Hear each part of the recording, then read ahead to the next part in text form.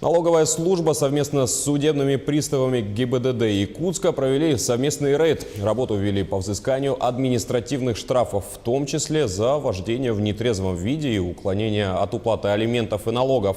В рейд с правоохранителями отправилась и наш корреспондент Кристина Якупова.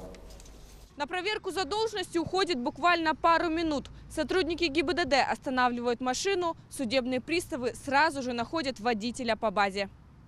Вооружившись компьютером и электронной базой данных, приставы мгновенно получают всю информацию о должниках. С помощью аппаратно-программного комплекса устанавливаем должников по госномеру автотранспортного средства.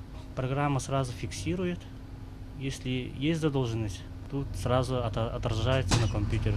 В основном задолженность по линии ГАИ и в пользу налоговой службы.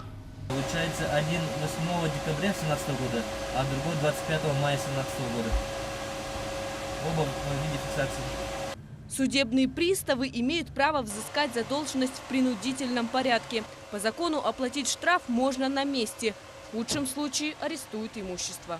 Если задолженность превышает сумму более 3000 рублей, можем изъять автотранспортное средство.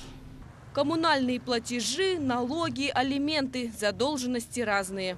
По результатам прошлого рейда из 18 должников заплатили налоговую задолженность в размере 130 тысяч рублей. Вообще по имущественным налогам, это налог на имущество, земельный налог и транспортный налог, граждане Республики Саха-Якутия имеют более 800 миллионов рублей задолженности. Эффект от совместных рейдов приставов и автоинспекторов максимальный. К сожалению, не все должники готовы добровольно гасить задолженность. Только за прошлую неделю приставы арестовали 18 автомобилей. Кристина Якупова, Владимир Павлов, Якутск.